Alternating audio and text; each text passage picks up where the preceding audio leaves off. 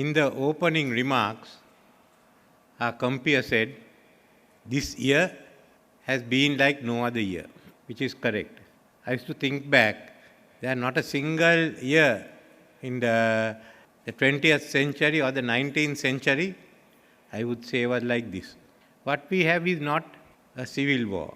We've had civil wars around this region earlier. What we had is not terrorism. What we have is not world war. We've gone through all this. We've gone through uprisings. We've gone through riots. This was just a collapse of the economy. It was an economy waiting to collapse.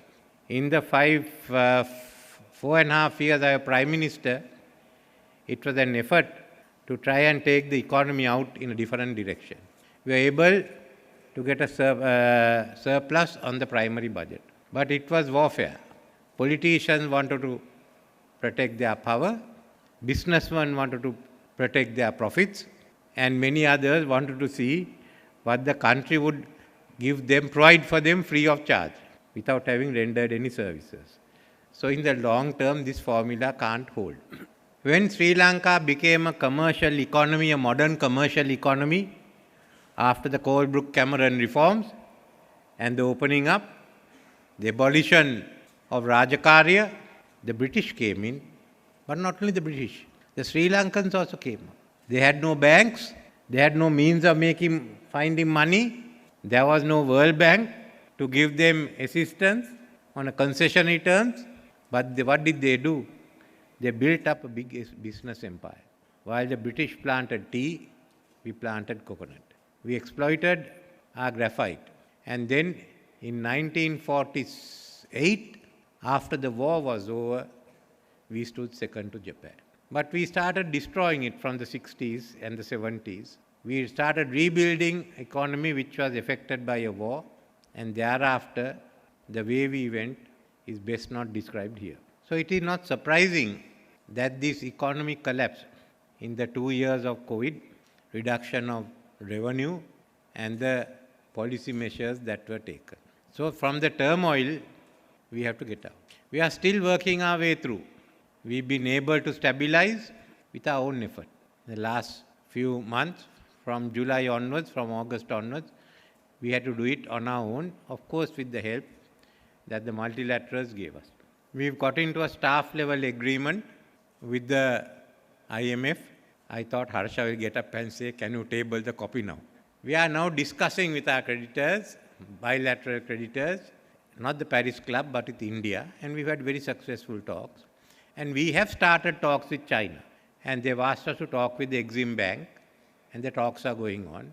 The talks with China started later because it had to start after the party conference. They wanted it. So we started the talks. Haven't seen a major issue that has come up so far. So we hope we can conclude it fast, but that doesn't mean that we are out of the woods. We start next year with a big hole of about 300 to 400 billion rupees. That's what the CB is going to cost us. We start from there. How do we handle it? If you want the government to fund it, then we'll have to get the printing presses going. I mean, we are paying not only for the increase in price of coal and fuel, but also for bad management. Now, this is the first issue we have. Are we to adjust the prices and face the consequences, or are we to do nothing and hope someone will help us? Now, this is the first question that all of us have to answer. If you have to go ahead, there's only one thing you can do. There are no options. And I presume I'll get blackguarded again for that. Second, we have to look at our banks. We have to save our banks. Easier said than done. I need not talk to you about the position in the bank. You all know it better than me. But it's twofold. One is all of you want to know what's going to happen to the interest rates. I wish I knew. All I know is the governor has told me that the inflation has peaked. It's coming down. You all understandably want some relief with the interest rates to carry business on. I understand that and appreciate the viewpoint. It's not easy to carry business on with such high interest rates. On the other hand, the central bank also has to handle the economy. So maybe sometimes early next year, we will have a meeting of minds of both these propositions. One, strengthening the economy. Secondly, seeing what relief we can give the private sector. But that also means to understand that the bad debt that is being carried by the banks is mainly from the private sector or the government sector. Keep the government sector aside, we are dealing with it. How do you handle it? Look, one of our major areas of concern are the small and medium industries. You can't allow them to collapse, but they are in a bad way.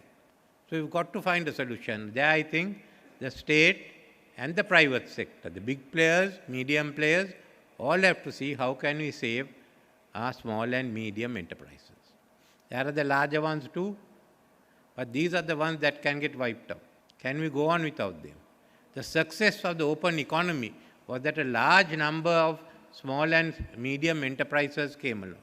People made their way, they came up to the middle class, they went beyond that, some became billionaires, but that's how the system worked. Now what are you going to do with? So these are two major issues that we have to resolve as we go along. What do we do after stabilization? What is the plan for reform? Frankly, I have no plan for reform. I don't know in this crisis whether reforms can work. To reform, you must have economy. What do we face in the future? Whatever relief we get from our debtors, multilateral debtors, creditors, and also from the private creditors, we have to pay this money back longer term. Then remember, for the next few years, we have to borrow money. Our trade balance is not in our favor. So are we going to rebuild the same structure and come down again much faster? Therefore, I thought it's not worth reforming it. So I personally have no plans for reform, and the government will not have plans for reforms. We want to build a new economy that will face 2050. Is the private sector ready for it?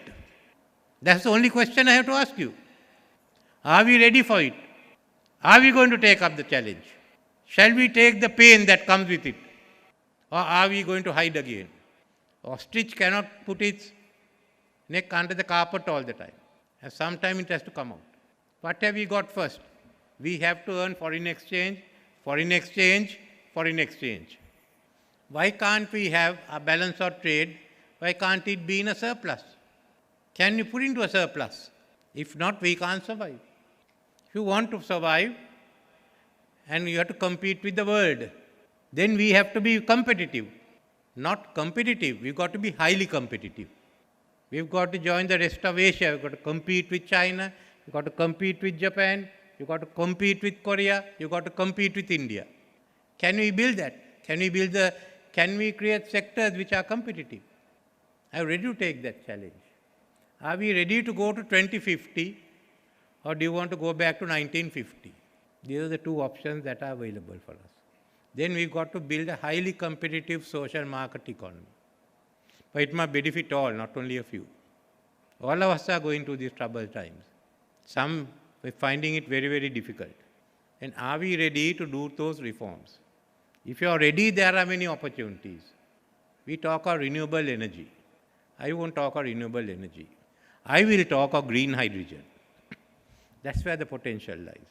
We seem to be having an immense surplus of renewable energy which can be turned into green hydrogen.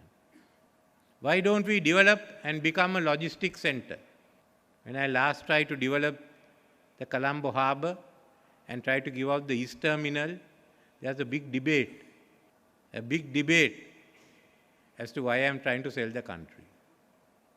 Now we have given the West Terminal out, it's very good. But if you really want to get going, you have to give the East Terminal out. We've given the first choice to Japan. If they don't, we'll ask the others to come in. Colombo Port must be the busiest port in South Asia. The small port won't do, so when you get full, we are now talking of, we are thinking of expanding the Colombo Port all the way to Java Island. A logistics center. Already about 30 acres have been cleared in Colombo North, 20 or 30 acres to start one part of it. There will be more land becoming available. Could connect it and look at Hambantota and Trincomalee. You had the three best ports available in the region. Think of logistics, think of green hydrogen, and then modernize the agriculture. Small holding agriculture maybe, modernize the agriculture and get ready for exports. It can be done, but it requires high technology. And more than that, the willingness to go ahead. Land must be used to the maximum benefit of the economy and the people. Now this is where the chamber is one day going to come to me and say, why are you doing this? They have had a contract and they must have the right to use the land. And my answer to that is, you have not used it to the fullest benefit of the economy, so therefore we'll have to give it to someone else. There has to be more changes in the land law, and especially to give land to the smallholders. Otherwise they will not put the money in, they won't put the effort in. So these are some of the changes you have to make. You have to have a highly competitive manufacturing industry, very highly skilled, semi-automated, maybe automated, all they are necessary. So you've got to think out of the box. You have to look at what you can do. To all this we require education, high education, school education. We have to become an educational hub. And I must thank all parties in Parliament who agreed, let's open the higher education sector to a private university, to the private sector and to universities. Let's have that. Now this means, are we ready to think out? There is much more to be done. Are we ready to think out of the box? Are we ready to take the challenge? Are we ready to go forward? And everyone has to think. Private sector has to think, trade unions, others. So we'll all have to get together, and that's why I call it the social contract. What do we build and how do we all benefit? So this is the challenge that is there. As far as the government is concerned, yes, we have an idea of what the long-term plan should be. We'll put it out for discussions, we'll prepare it, we'll ask all the political parties and the different players in the economy to give their views, but they'll prove, are you ready to go? If you are against it, come up with a viable alternative. That's all that I'm asking. It's not for me, it's for you all. For all the young people who are looking for a better future. Anyone who can go out. They are basically voting with their feet. They are saying, you have not succeeded to all of us, him and me all. Not to the government, to the government and the opposition, and to the Parliament as a whole. Not only the Parliament, for all of you as the establishment. Instead of pointing fingers at each other, the younger people have decided to vote with their feet, and they are getting out in thousands and hundreds of thousands. You may not have any more. So we have to realize that we have to make amends, that we have to go ahead. We may all not be here by 2050, but for those who are there and the younger people, a better future. So our program for the future will be called Next 25 Years. What will we be when we are 100? Thank you.